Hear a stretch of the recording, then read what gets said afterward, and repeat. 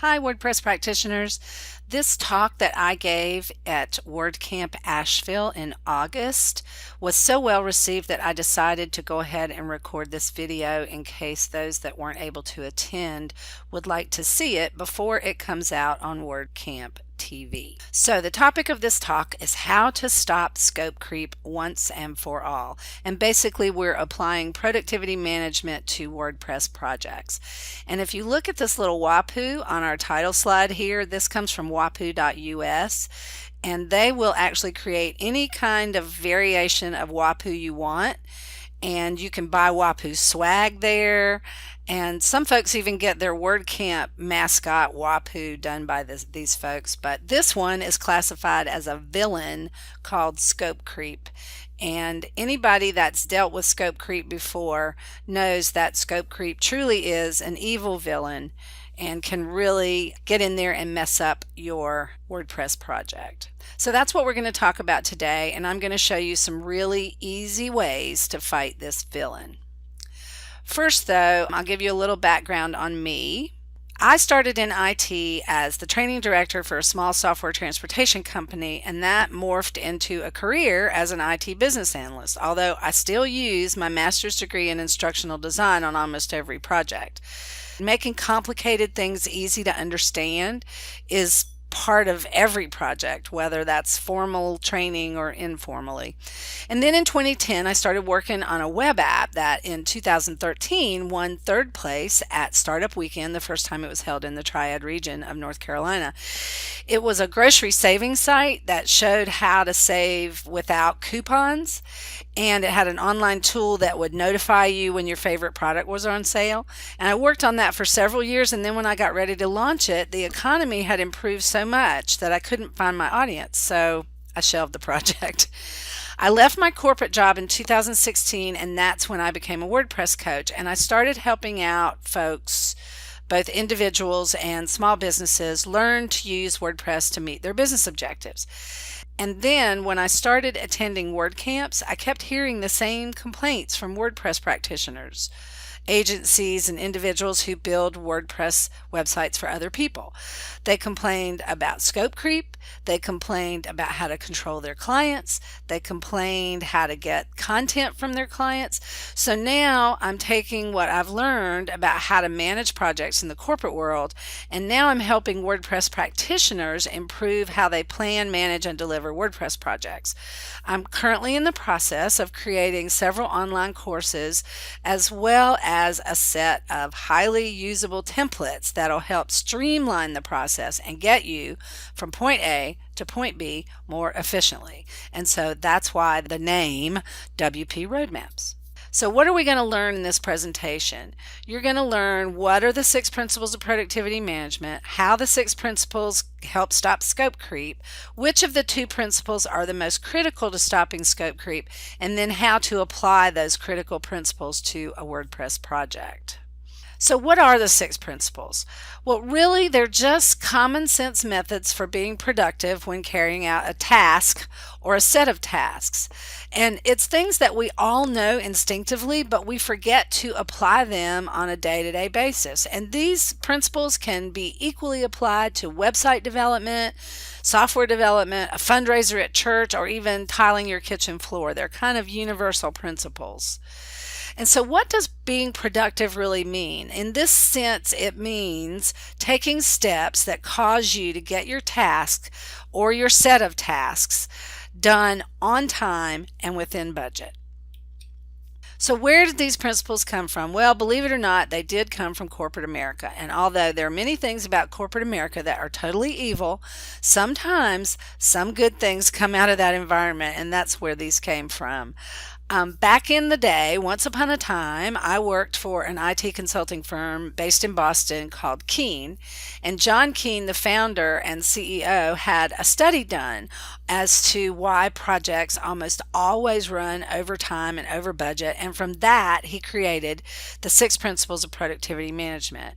He published the 6 principles in the form of a book. There's 3 different editions of the book, and that became the Bible for the way that projects were run at Keene. I mean, we used a traditional waterfall method of software development, but these principles were built into the methodologies that we followed. It was kind of like a cult almost. So let me read you the introduction to a book called Cultural Calamity by one of the senior executives from Keen, and it kind of gives an insight into how effective these principles were and what happened when they stopped using them. Okay, so I'm just going to read this. The culture endured for decades and was unfazed by market conditions, massive growth through acquisitions, and numerous technology evolutions. The heart and soul of the culture was very simple and was centered on a book written by the founder and his wife called The 6 Principles of Productivity Management. Productivity management was written in response to a significant number of project failures that occurred in the 1970s. The founder commissioned a study of these project failures by an independent institution to understand what went wrong. The study identified 6 causes that the failed projects had in common, which gave birth to the book. There was nothing magical about the 6 principles. They were mostly common sense, but they described the founder's philosophy about how people should be treated and set forth a common approach for conducting business. Productivity management wasn't a tome. It was less than 200 pages, but it described basic concepts that applied to any type of work. What was different is that everyone in the entire company embodied the 6 principles and lived by them every day. Anyone who joined Keen was given a hardbound copy of productivity management on his or her first day, and they were required to attend formal productivity management training within 90 days of joining the company. It didn't matter if you were an administrative assistant or a vice president, you got the book, you read the book, and you took the training. As a quality assurance manager, I attended all executive management reviews in my region. At one particular review, there were some new managers and a new vice president present. After introductions, the senior vice president asked the new managers and vice president when they were scheduled for productivity management training. The new vice president said, "I have been in this business for over 30 years and I'm pretty sure there is nothing in that class that I don't already know." The senior vice president's response was swift and decisive. He said, "If you want to work here, you better complete your productivity management training before the next review." The new vice president didn't complete the training and was gone shortly thereafter. What is important about this is that everyone across the global enterprise knew the 6 principles and how to apply them. Keen had operations in the US, Canada, UK, and India. It was possible to walk into any project in any location and be productive almost immediately because everyone followed the same core principles and used the same terminology. I managed a short 3-month project where we assembled a project team of 20 people from different locations. None of these team members had ever worked together before, but we instantly became a cohesive team and were able to complete the project early and under budget. This situation played out countless times across the globe, and our customers frequently commented how seamless our project teams operated regardless of whether they were local or remote resources. Suddenly, the unthinkable happened in 2004. The culture evaporated virtually overnight. Keen acquired a company that expanded their regional footprint in several markets. There was nothing special about the acquisition, and it was something Keen had done many times before. What was shocking about this acquisition was that it utterly destroyed the organizational culture. So that explains where the 6 principles came from and why I think they're so important. I still use these principles every time I go to complete any kind of project around my home or for work. Now, it's important to understand that these principles are not project management. Project management is managing the mechanics of a project, like from the proposal to final acceptance and all the stuff in between. These are productivity management principles that should not only sit on top of your project management framework or the methodology that you're using, but even though much of what these principles cover happens early in the project process, like during inception, they actually kind of run like a ribbon through the whole project management life cycle. So here are the 6 principles. On the left side are Keen's original principles, and on the right side are the ways that I've modified them slightly to apply to WordPress. So Keen's original principles are: define the job in detail, get the right people involved, estimate the time and costs, break the job down, establish a change procedure, and establish acceptance criteria. And then the way that I've modified it is define the job in detail with a content first approach, and we'll talk about that in a minute. Get not only the right people involved, but get the right plugins involved.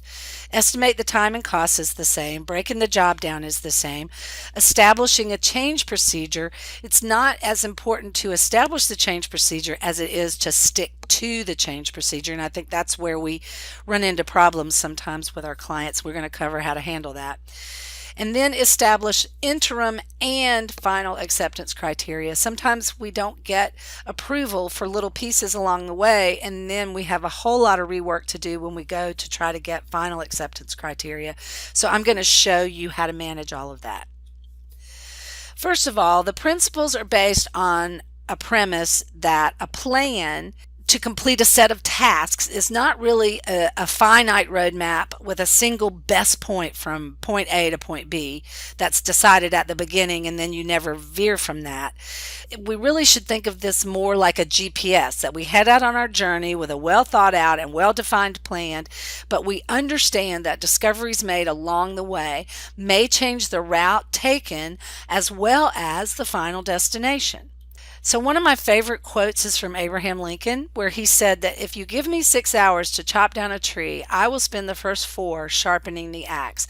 And that's the premise behind these 6 principles too. Most of your time and effort is going to be spent in the planning phases, because we all know that the actual building of a WordPress website doesn't really take very long. If you have all the pieces and parts ready, you can build a simple site in just a few hours or a more complicated site in just a few days. But if you don't know exactly what you want, if you're having to research plugins or change your mind on features or layout, it can be a total time suck. So that's why I'm so fond of this quote, that most of your time should be spent on the front end. And the other quote that's super important is that if it isn't in writing, it didn't happen. I mean, this may seem really obvious, but everything, and I mean everything, needs to be in writing, and as many things as possible reviewed and approved by the client. And you'll see a little bit more about that in a minute. If you make assumptions, like assuming that everybody's going to know when the project's finished because now it's live, that doesn't really mean that you're finished, especially if there's a training element involved. Assumptions can significantly affect the time and cost throughout the project. They're usually verbal agreements, and they cause problems. So this should be a general rule that you always have. So how can the 6 principles help stop scope creep? Well, so in this section, I'm going to cover in general and fairly quickly how those 6 principles stop scope creep. Then we're going to drive down into the detail on the 2 most important ones. So let's go back to our 6 principles of productivity management for a second. Let's look at that slide one more time. Okay, take a look at these for a few seconds and see if you can figure out which 2 you think are the most important to stopping scope creep. And then in a few minutes, we'll reveal what those are, and you'll see if you got it right. And the first principle is define the job in detail with a content first approach.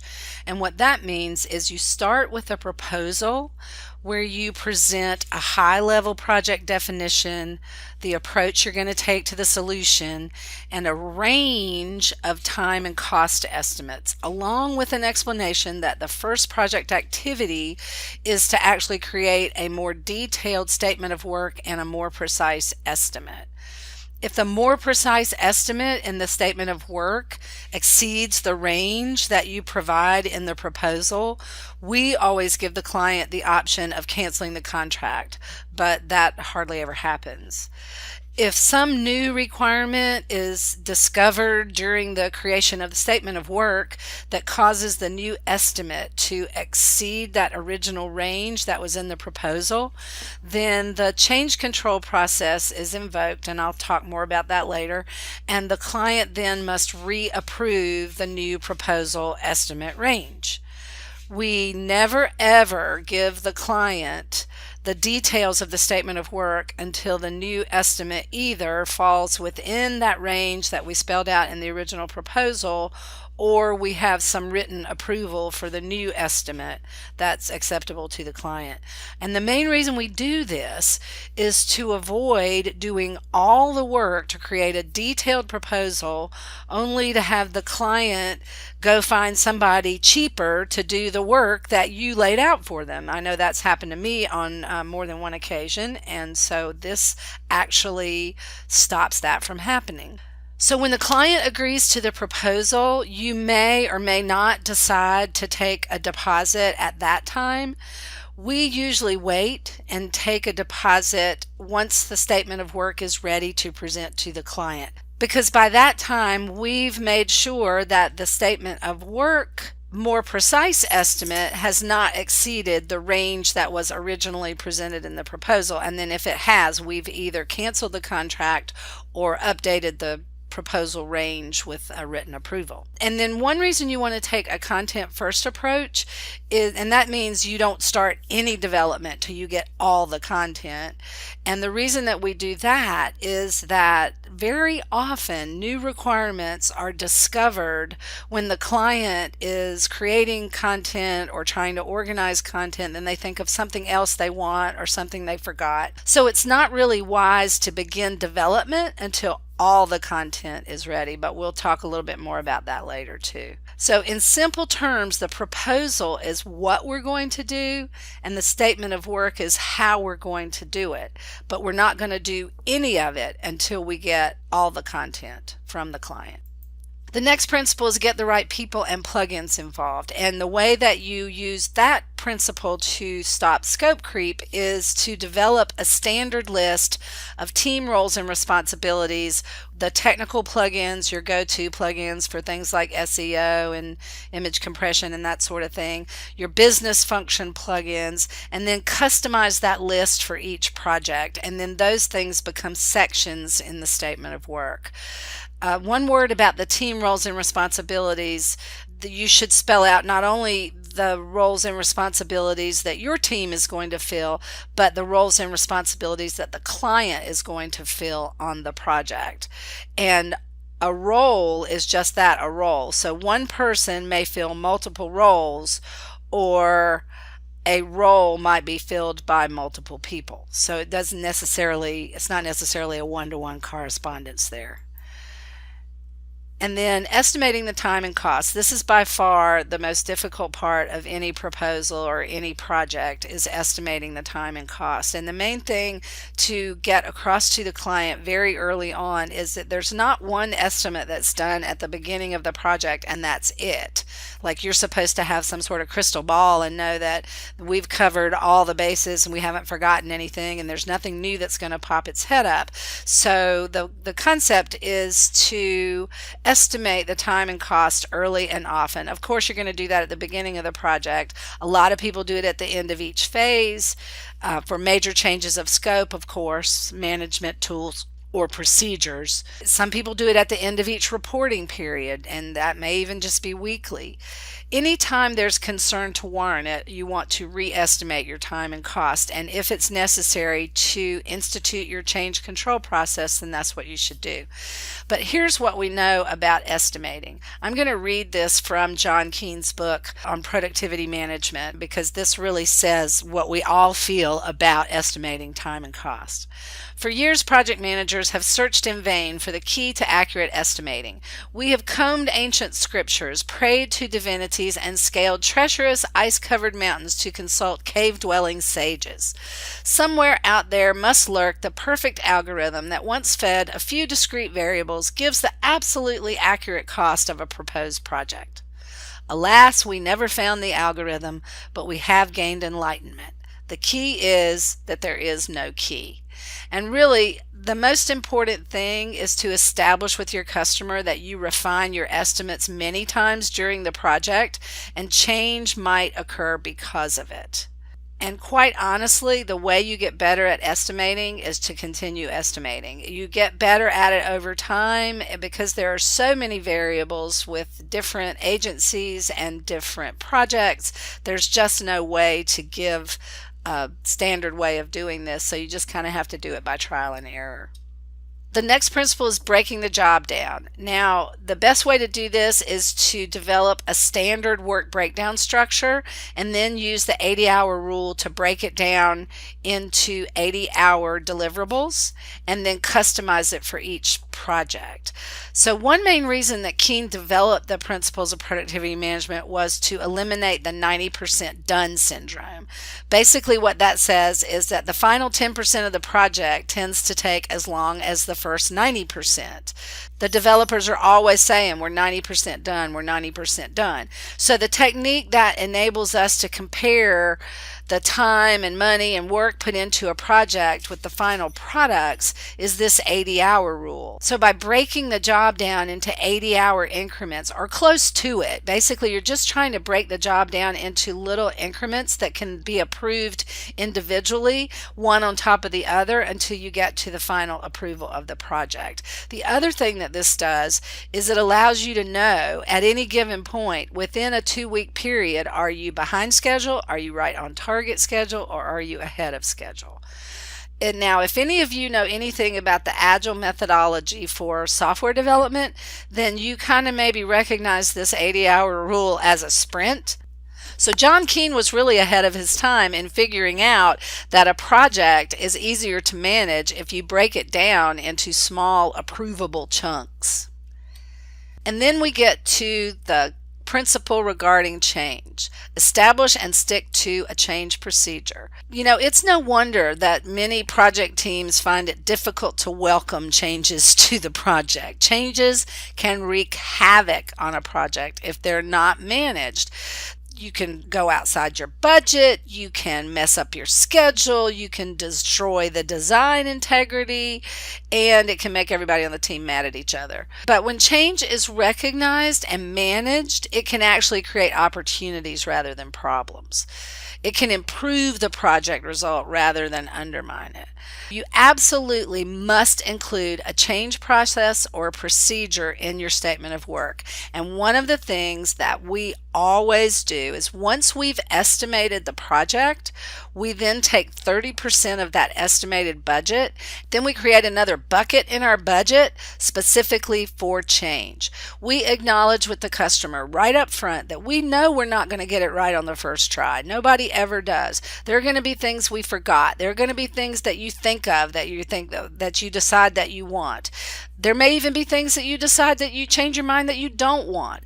All of those things are change and need to be managed with a change budget. So if we set aside money for change in its own budget category, then chances are we're never going to exceed the budget for the project because we're only going to use that money in the change budget if a change occurs. And by putting the client in charge of approving those changes, they get a first-hand look at how anything they decide to change is going to impact the project. And they have to approve that before that change is actually made. And then the final principle is establish interim and final acceptance criteria. Okay, so the first thing you need to do with the client is establish that there's going to be a formal process of acceptance for the project. And as I previously said, each approval builds on the previously approved deliverable or phase or chunk of the project. So it's really important to clearly define the acceptance criteria for each deliverable or phase.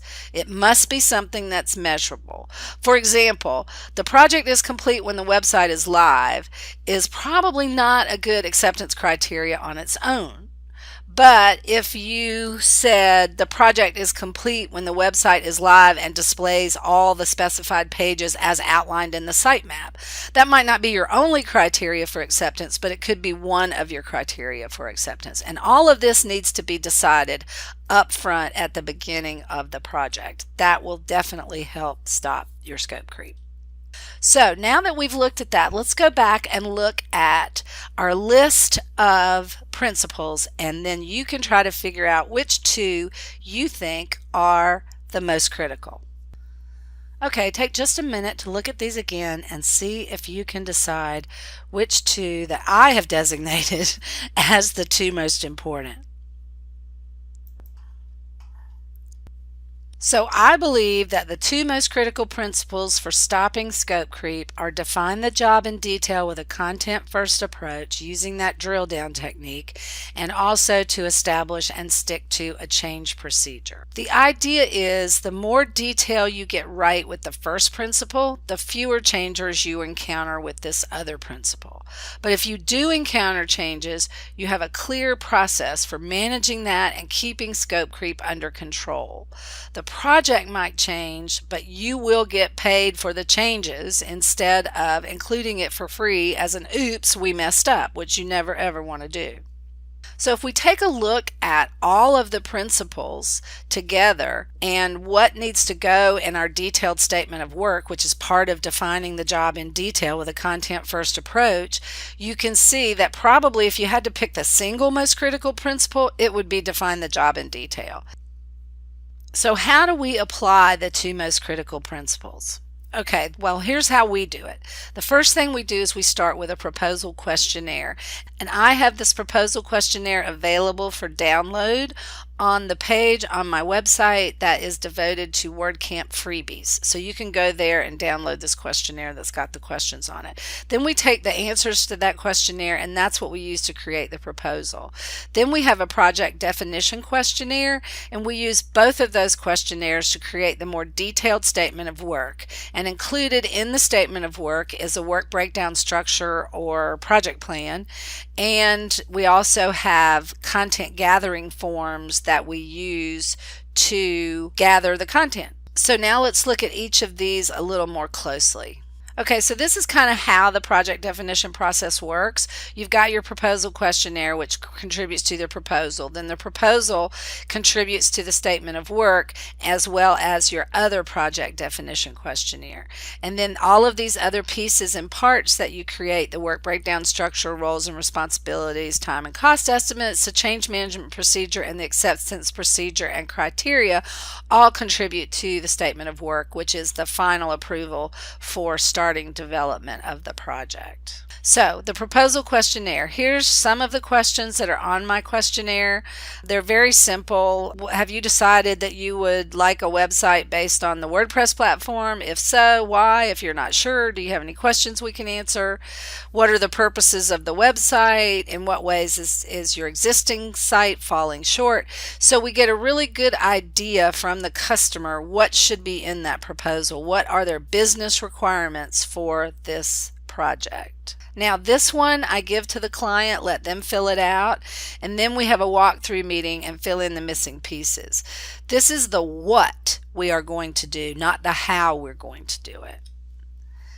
Then when we create the proposal, these are the different sections that we typically include. We have a snapshot of the project request, the background, the business requirements that we've uncovered, what is the scope of the project, what's the proposed solution and deliverables, the time and cost estimate, what is our change management procedure going to be like, what is our acceptance management going to be like, and then a set of frequently asked questions. If you have some questions that customers ask over and over, then you can put those in that section. And then the next steps, you should tell the client in the proposal how to accept the proposal. Do they go to your website and click on something? Do they send it back to you signed with a check? What are the next steps? Then we have our project definition questionnaire. This questionnaire is a lot more detailed, and it's where you identify the people involved, the plugins you're going to use, all the nitty-gritty detail. And this is a section I'm showing you here to identify who's going to approve each of the documents.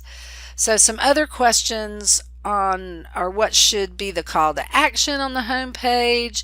Do you plan to have somebody on your staff to manage the site, or do you want a website care plan? What kinds of photos will you want on the site? There's all that detail in this project questionnaire, and this one we don't usually provide to the client. We usually have a meeting where we walk through this questionnaire together and either get all the detail down during that meeting or set action items to go off and get that information and then fill it in later.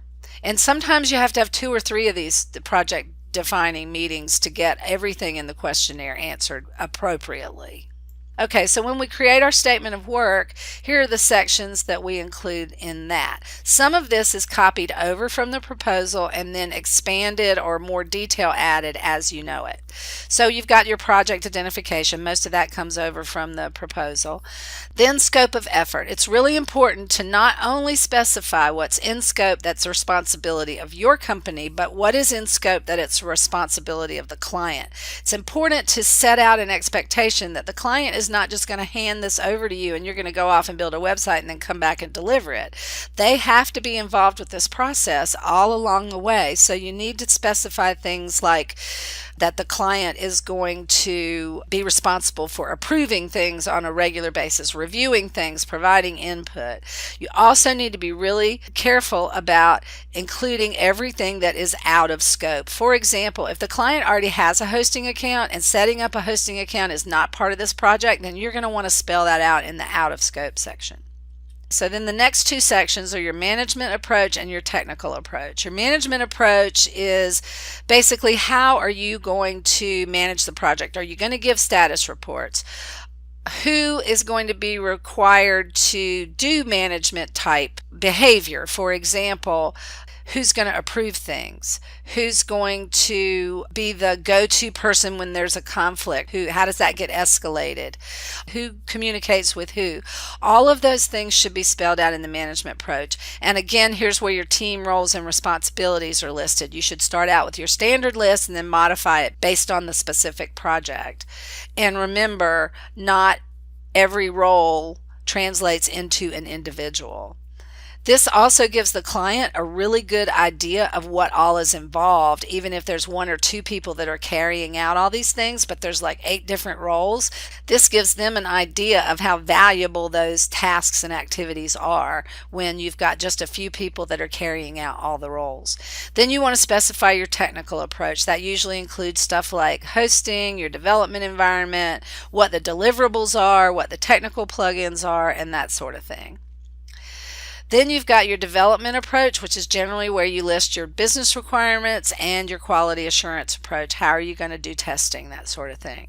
Then you give your time and cost estimates, and this is where you get a little more specific from the estimates that you gave at the beginning. So for example, if you discovered a couple of requirements that weren't huge, but you didn't really spell those out, but it didn't push you out of the range that you had quoted in the proposal, then you're going to want to put down what you believe that estimate to be for the time and the cost, and then you're going to want to specify, again, reminding the client that there's a change budget set aside for any additional changes that might come up. Then you want to include your change management procedure and specifically the change criteria. What constitutes a change, who gets to say what a change is, and who gets to approve that. And then you've got your acceptance management plan, which is your acceptance procedure and what the final acceptance is and what all the acceptance criteria is. And then you've got your appendices, and these can change depending on how much detail you want to put in your statement of work. I know that I have actually changed this since I created it and added a few more appendices for some more detail of the project definition.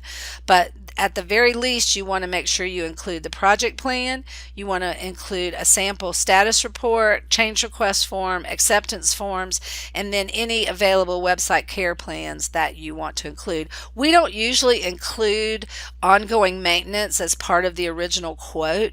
We like to quote that as a separate thing. It helps the client keep those things separate in their mind. So here is where we present available website care plans, and they don't have to decide today what they're going to choose. They may want us to train them to do everything, or they may want us to maintain the site for them.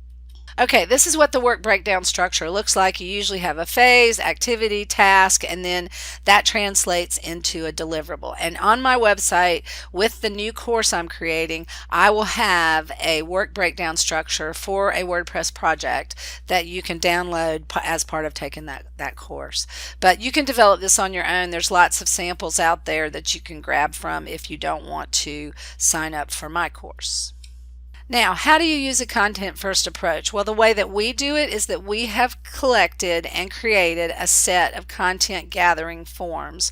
We have page content gathering, we have testimonial content gathering, we have images content gathering, all different kinds of things that we have set up, and we use those based on our sitemap and based on all the other requirements. That's how we determine which of these content gathering forms we use. And there's two ways to do this. You can hand it over to the client, then have them wait till they've gathered all that content and give it back to you, or you can start walking through these with them, setting up regular meetings so that then they're responsible for little chunks of content and getting those things brought in that way. But I cannot stress enough how important it is to make sure that you have all of the content gathered together before you begin development. Here's how you establish and stick to a change procedure. This is an example of our change procedure that we use, and basically what it says is that anyone can request a change, and the request is given to the project manager. The project manager or someone else analyzes that change and completes the change request form and says how long it's going to take to do that change. Then the project manager presents the change request to whoever's responsible for approving it, and then it either gets accepted or rejected. The change request has to be approved in writing, and usually you spell out a certain number of days that the change request needs to be dealt with, and you spell out what happens if the client doesn't respond to the change, and then who will keep track of all the change control documents. That's usually the project manager.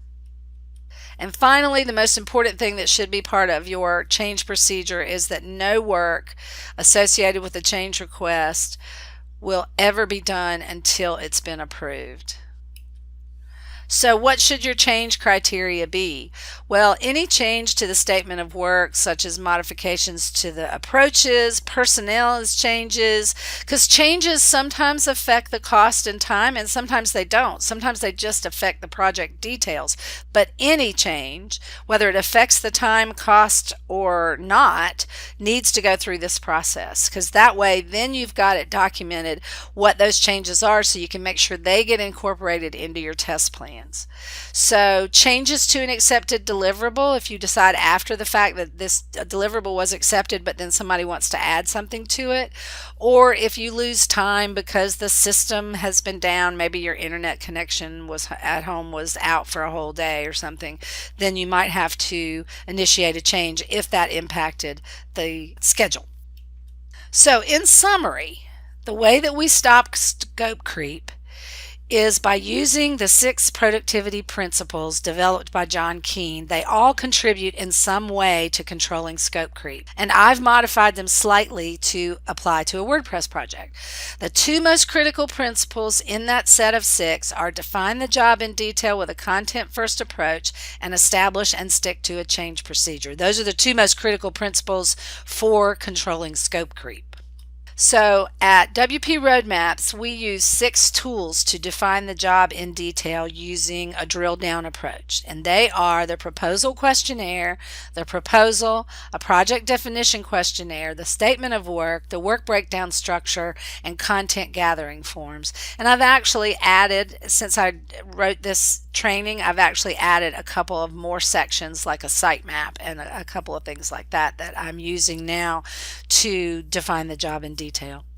So it's important that your change control process should be outlined in the project definition documents and reviewed with the client in detail to ensure understanding.